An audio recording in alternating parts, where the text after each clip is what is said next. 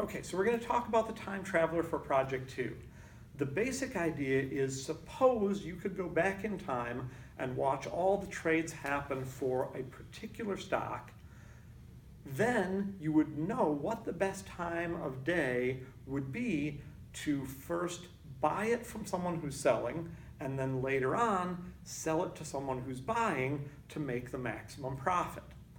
Now, the downside to this is that, kind of like the Terminator movies, you can't bring any technology back in time with you.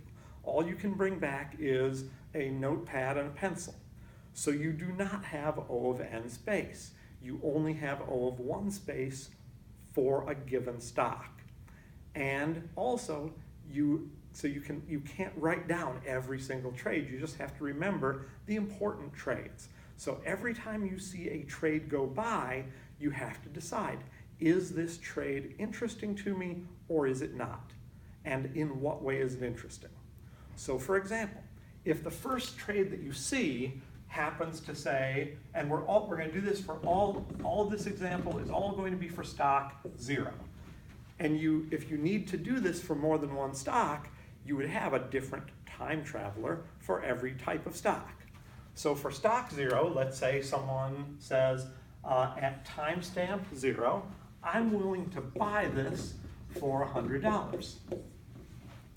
So the question is that stock interesting to you right now? So I'm going to give you a chance to think about that for a second.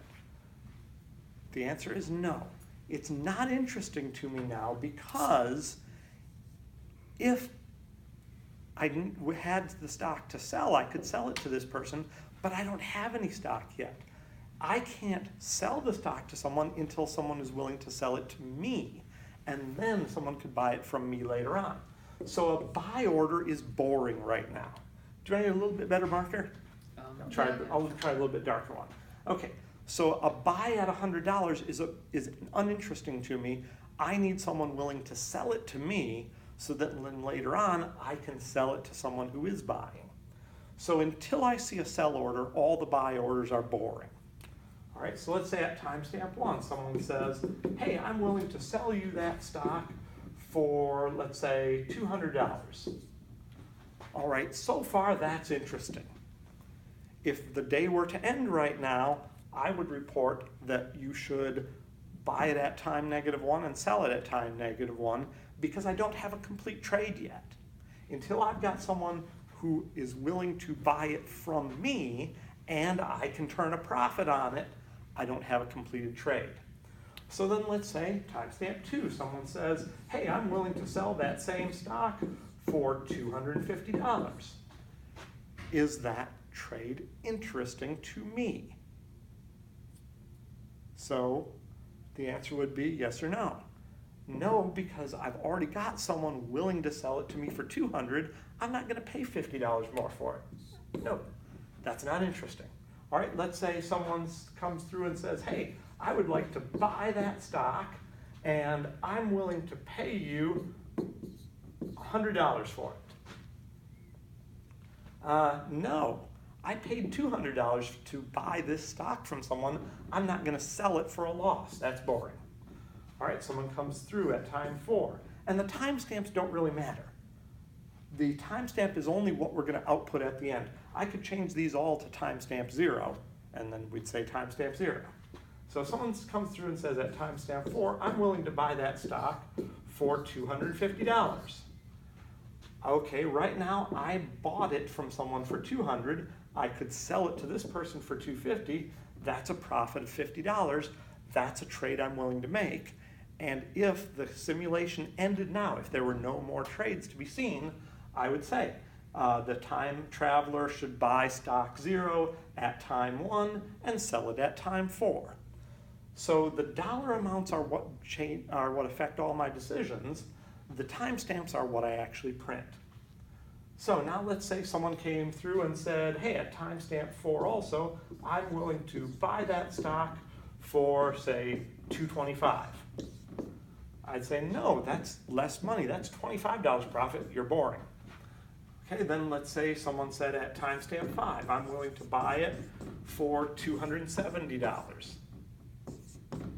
I'd say, yes, in fact, that's so good, I will forget about that 250 and remember this. This is now my best place to sell it to someone else.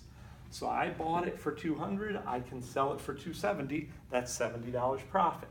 We're not going to worry about quantity here. We just want to know the most profitable for that stock, regardless of quantity.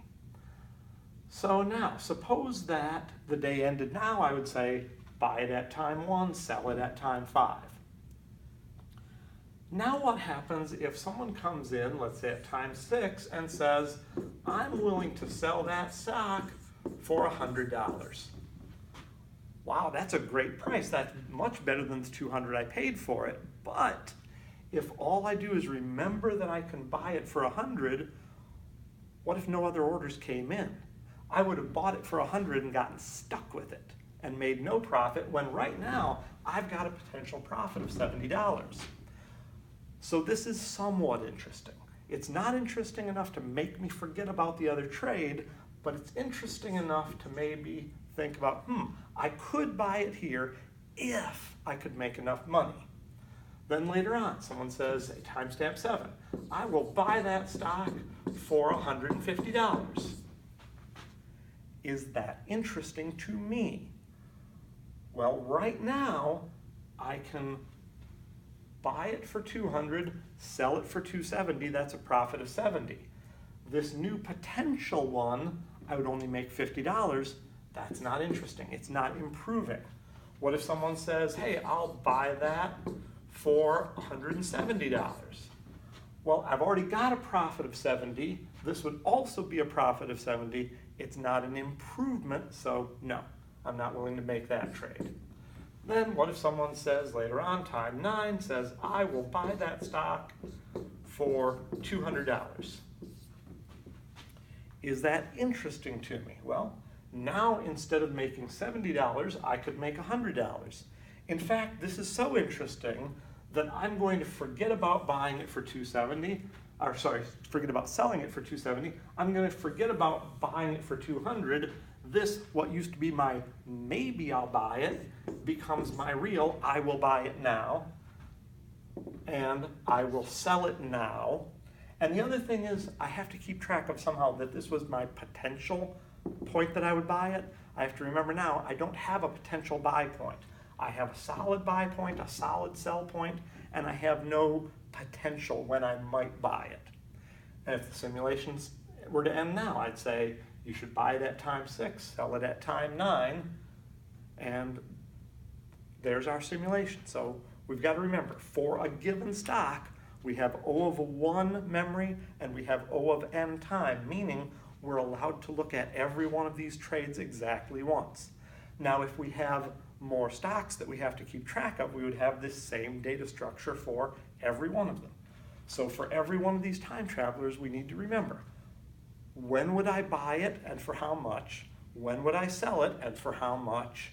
And when might I buy it and for how much? That's my potential point. So that's basically 6 variables. I need for every stock, I need 6 variables. That's O of 1 memory. All right.